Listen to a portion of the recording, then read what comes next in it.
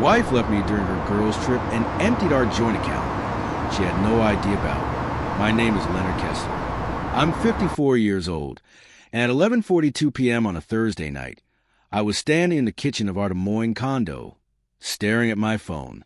My wife, Dana, was supposed to be on day 4 of a girls' trip to Palm Springs. Instead, I received a text message that changed everything. Better, and already move your things to storage.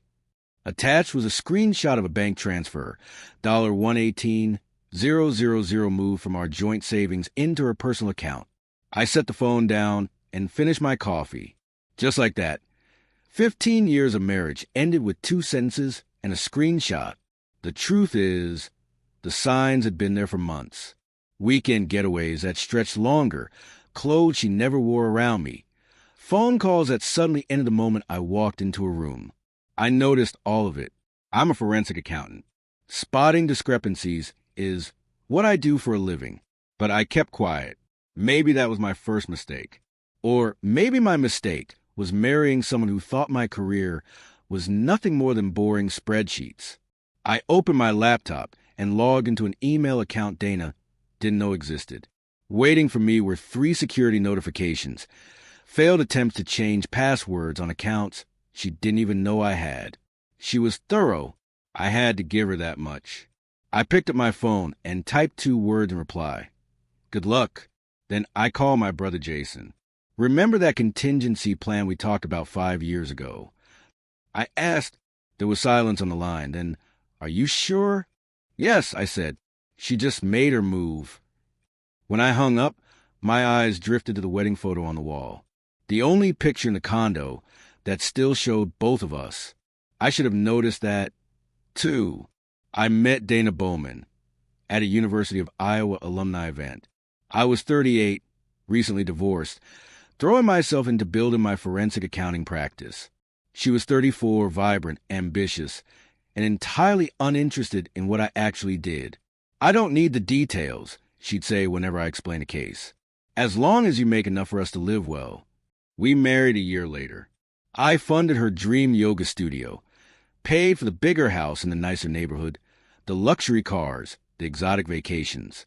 Once, while helping my father fix his deck, he paused mid-swing of the hammer and said carefully, Son, I notice your wife spends a lot of your money. Just make sure she values what you do to earn it. I brushed him off, but his words stuck. 6 years into the marriage, I quietly began restructuring my assets. Nothing illegal, just protective. I set up 2 LLCs, created trusts, invested in cryptocurrency, and managed offshore accounts for international clients. Dana knew about our joint checking and savings, but nothing beyond that. Meanwhile, her life shifted into the spotlight.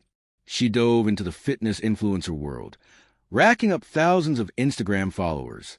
She started traveling with her wellness community, first weekends, then full weeks. You wouldn't enjoy it, she told me.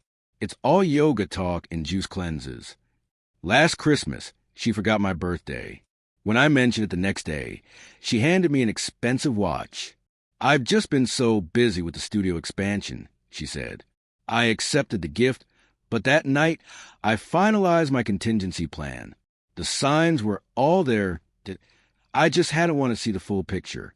The morning after Dana's text, I woke up early and made coffee. Same as always. Habits are hard to break, even when your world has collapsed. I logged into my financial management system, software I had originally built for my forensic accounting practice, but adapted for personal use. With a few keystrokes, I activated a contingency plan Jason, and I had created years ago. First, I froze every joint account and credit card. Then I triggered a fraud alert on the $118,000 transfer, using my contacts at the bank to fast-track the process. Within minutes, I'd sent documentation of Dana's financial misconduct to my attorney, along with instructions to file for divorce immediately. Then I called my mother. Dana's left me. I said simply.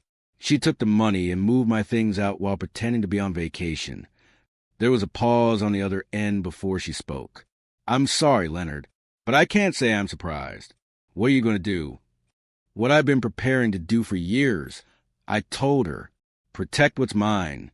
An hour later, Dana's name lit up my phone. I let it ring.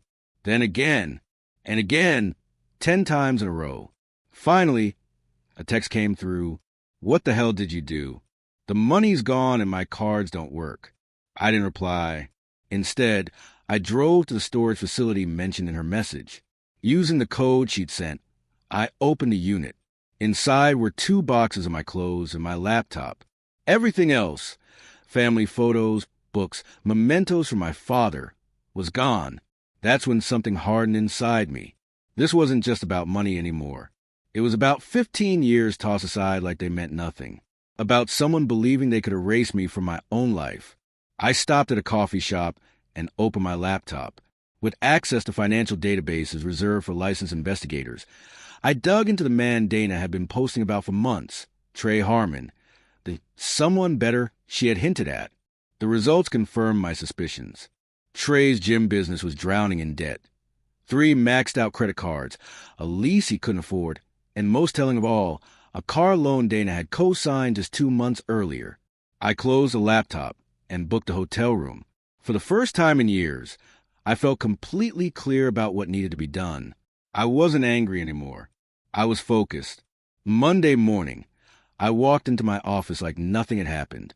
My assistant, Valerie, looked up in surprise. "Leonard, I thought you'd be taking time off. Dana's already called here 3 times. "Did she?" I said, though it wasn't really a question. She sounded upset. Said there was a misunderstanding with your accounts and that she needed to reach you urgently. I nodded once. "If she calls again, tell her to contact my attorney." By noon, Dana had escalated from blowing up my phone to showing up in person. The receptionist buzzed my office. "Your wife is here. She's quite insistent." I sighed, straightened my tie, and walked to the lobby. Dana stood there, designer sunglasses perched on her head, yoga outfit perfectly coordinated, every detail curated for effect. When she saw me, she flashed that familiar smile, the same one she'd used for 15 years whenever she wanted something. "Leonard," she said brightly, her voice carrying so the entire lobby could hear. "There's been a huge misunderstanding with the bank. All our accounts are frozen."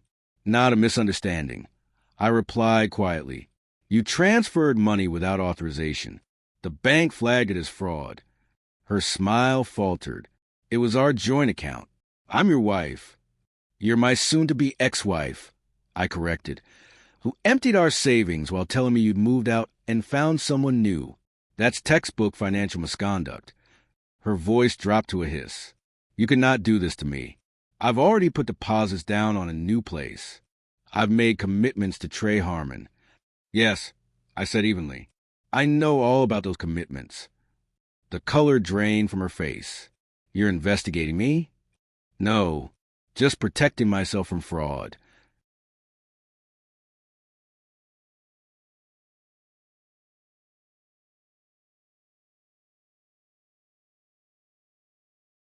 She snapped, her composure cracking. "I'll fight this. I deserve half of everything." I met her eyes calm. "Half of what's in those accounts? Sure, but you seem to think that's all there is." Her brows knitted. "What are you talking about?" "You'll find out in discovery," I said, then turned and walked back to my office. That afternoon, I received an email from Dana's newly hired attorney, a demand for immediate access to all my financial records, coupled with a hollow threat to expose irregularities in my accounting practice if I didn't comply. It was amateur hour, an empty bluff. I forwarded it to my attorney with a single line: "Proceed as planned." By evening, Dana had rallied mutual friends to her side.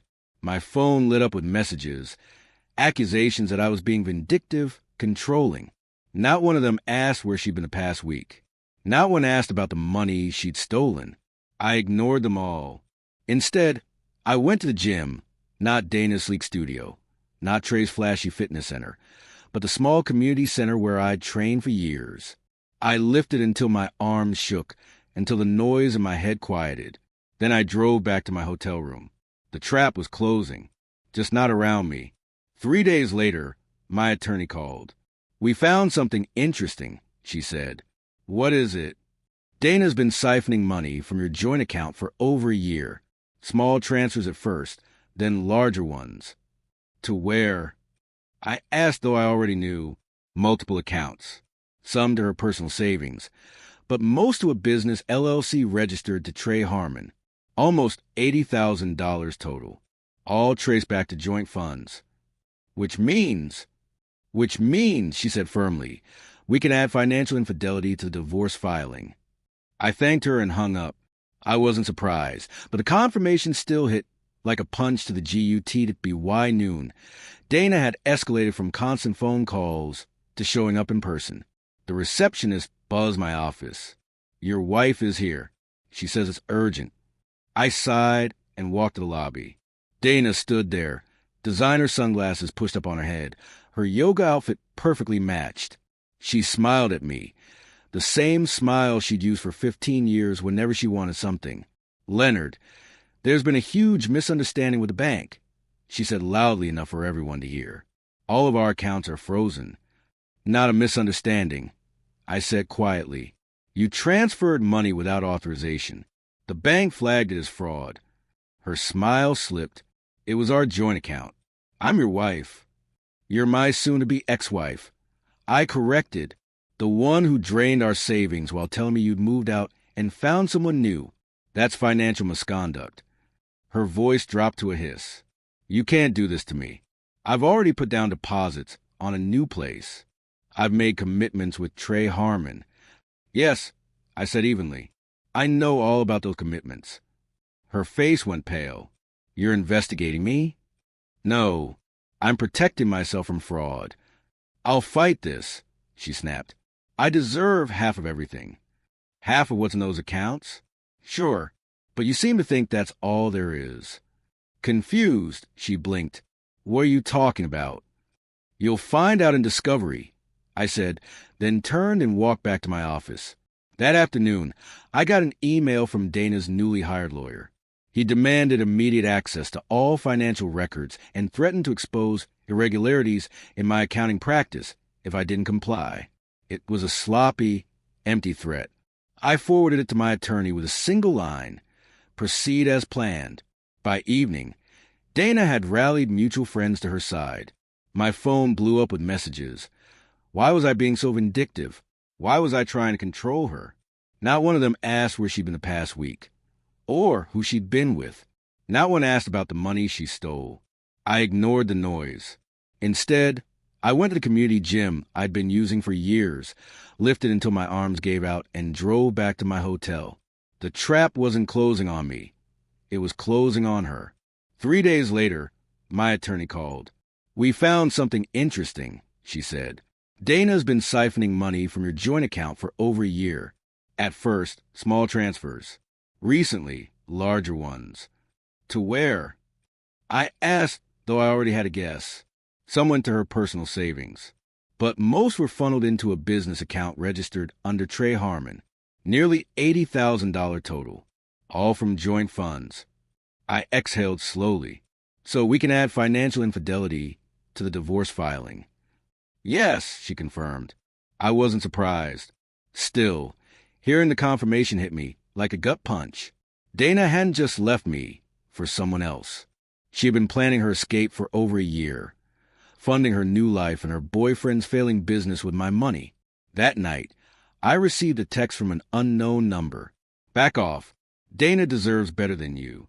Don't make this uglier than it needs to be. Trey Harmon, finally stepping in himself. The next morning, I went to see my brother, Jason. He worked in digital security, a perfect complement to my financial expertise. I need everything you can dig up on Harmon Fitness, LLC. I told him. Bank records, loans, credit apps, everything. Jason raised an eyebrow. Legal channels only, right? Of course, I said.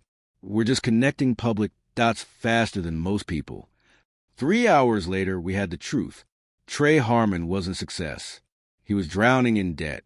His flashy gym expansion, the new equipment, the promotional events, all propped up with risky loans and Dana's stolen money. But there was more. Something Dana couldn't have known. Look at this, Jason said, pointing at his screen. Harmon applied for a small business loan 4 months ago. He used the gym equipment as collateral. Guess who co-signed? I leaned closer. Dana's signature. She co-signed before she left you, Jason said quietly. And here's the kicker. She signed as your wife. The loan lists joint responsibility. They use your marital status to secure better terms. I froze, staring at the screen. She put my assets on the line without telling me. Exactly. And it's not just a loan. 3 credit cards, a car lease, a new commercial space, all co-signed by Dana, all leveraging your marital assets. I stood and walked to the window. Outside, kids played in the yard, innocent of the mess adults create. She has no idea what she's done, I muttered, and neither does he. The next morning, I met with my attorney. We reviewed the evidence. I want to move quickly, I told her. She nodded. The loan fraud is enough. We'll file for emergency asset protection today. That afternoon, I drove to Harmon Fitness. The gym was sleek, modern, plastered with Trey's smiling face and motivational slogans. Inside, 20-somethings posed for selfies in overpriced workout gear. Trey spotted me instantly. He walked over with his practice grin, hand outstretched. You must be Leonard. Dana's mentioned you. I'm sure she has, I said, ignoring his hand. We need to talk. Privately.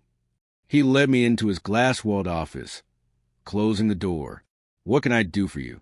I placed a folder on his desk. This is every financial document linking you and Dana, loans, credit cards, leases, all signed with my marital assets as collateral. He flipped through the pages, his face draining of color. These are legitimate business arrangements between Dana and me.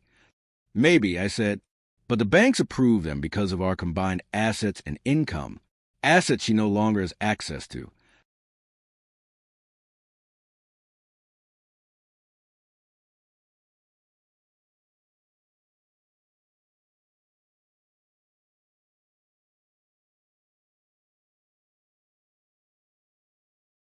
He shut the folder. What do you want? Nothing from you, I said. Just thought you should know. Those loans will be called in very soon. His voice hardened. Dana told me you're wealthy. This shouldn't be a problem for you. Money was never the issue, I replied. Trust was. I stood to leave, then paused at the door. One more thing. When Dana moved out, she took things that belonged to me. Family photos, my father's watch, things money can't replace. He stared at me for a long time, then finally said, I'll see what I can do. The next day, a courier delivered a box to my hotel. Inside were the missing photos, my father's watch, and other personal items. No note. That same afternoon, my attorney confirmed emergency asset protection had been granted. All shared assets were now frozen until the divorce was finalized. When I logged into my financial system, alerts popped up. Dana had tried to access our frozen accounts 17 times in the past 24 hours. She'd even attempted to open a new credit line using our home as collateral. The walls were closing in, but not around me. Denied. My phone lit up with Dana's name again. This time, I answered. What have you done? She demanded, her voice trembling. The bank called in Trey's loans, all of them. They're seizing the equipment tomorrow. That's unfortunate, I said calmly. This is vindictive, Leonard. You're destroying him just to get back at me. I'm not doing anything to him, I replied. I'm protecting myself from fraud. You use our marriage to secure his loans without my knowledge or consent. That's illegal. Her tone softened instantly, shifting from rage to pleading. We can work this out. Just come home. We'll talk. 15 years of marriage, and she still thought I could be manipulated with a smile and a promise. There's nothing to work out, I said firmly. The divorce will proceed. The fraud investigation will continue. And Trey will learn an expensive lesson about due diligence. I ended the call and blocked her number. That night, I slept better than I had in months. 3 weeks later, I sat in a conference room, waiting as Dana and her attorney arrived for a court-ordered mediation. She looked polished as always, but the exhaustion beneath her makeup was obvious. Her attorney opened. My client is willing to be reasonable about the division of assets, despite the aggressive tactics employed thus far. My attorney smiled politely. That's good to hear, because there's been a development. She slid a document across the table. The bank has completed its fraud investigation. They've confirmed that Dana forged Leonard's signature on multiple loan documents, using their marital assets as collateral without his knowledge. Dana's attorney scanned the papers, his face draining of color. We'll need time to review this. Of course, my attorney replied. But you should know, the bank has already referred the matter to the district attorney. This meeting is a courtesy before criminal charges are filed. Dana's eyes shot to mine, wide with panic. Criminal charges? Leonard, you can't be serious. I didn't file them. I said evenly, the bank did. That's what happens when you commit loan fraud. Her attorney leaned in and whispered urgently, but she shook her head, desperate. My attorney continued. If Ms. Bowman is willing to sign our proposed settlement today, Leonard is prepared to provide a statement that could help mitigate the criminal implications. He also won't press charges for the theft of personal property or the unauthorized transfers from the joint account. I watched as Dana's carefully curated world collapsed in real time. She had expected anger, jealousy, maybe even begging. What she hadn't expected were consequences. The settlement is generous, I said quietly. You keep your yoga studio, it's profitable. You keep your car and your personal belongings. You get no alimony. And you assume responsibility for the debts you created in my name. And Trey, she whispered. My attorney answered, Mr. Harmon's financial problems are his own. But without your husband's assets backing those loans, the bank has already begun repossession. Dana signed without further argument. As we left the conference room, she caught my arm. Her eyes shimmered with disbelief. I never thought you'd fight back. You always went along with everything. That was my choice, I said, just like this was yours. I walked away without looking back. A month later, I moved out of the hotel and into a small craftsman house near downtown Des Moines. Nothing fancy, but solid. A place with good bones. A project to keep my hands and mind busy. Through mutual friends, I heard Dana had moved to Colorado. Her Instagram was filled with mountain views and inspirational quotes about new beginnings. Trey's gym had been sold to a national chain. He'd moved to Miami to expand his brand. Neither of them ever mentioned what had really happened. People rarely advertise their failures. One Saturday, Jason came by to help me install kitchen cabinets. Heard from Dana? He asked while we measured for hinges. No, I said, and I don't expect to. You know, you could have taken her for everything. The fraud charges alone. I shrugged. What would be the point? She's not my problem anymore. We worked in comfortable silence for a while, the rhythm of measuring, cutting, and mounting oddly meditative. I'm thinking of taking some time off. I said finally, maybe drive up to Minnesota. Do some fishing at the cabin. Jason smiled. Dad would like that. You haven't been back since he passed. That evening, after Jason left, I sat on the back porch with a glass of bourbon. The neighborhood was quiet, filled with the simple sounds of dogs barking and children playing, different from a polished, upscale world Dana had insisted on, more real. I thought about the last 15 years, how I had let someone else define my life, my worth, how I'd seen the signs but ignored them, and how, when the moment came, some part of me had already been preparing for this. I didn't feel victorious. I didn't feel vindicated. I just felt free. The next morning, I called my office and told them I'd be taking 2 weeks off. Then I packed my truck, locked up the house, and headed north. No itinerary, no expectations, just the open road. And for the first time in years, no invisible ledger of resentments to balance.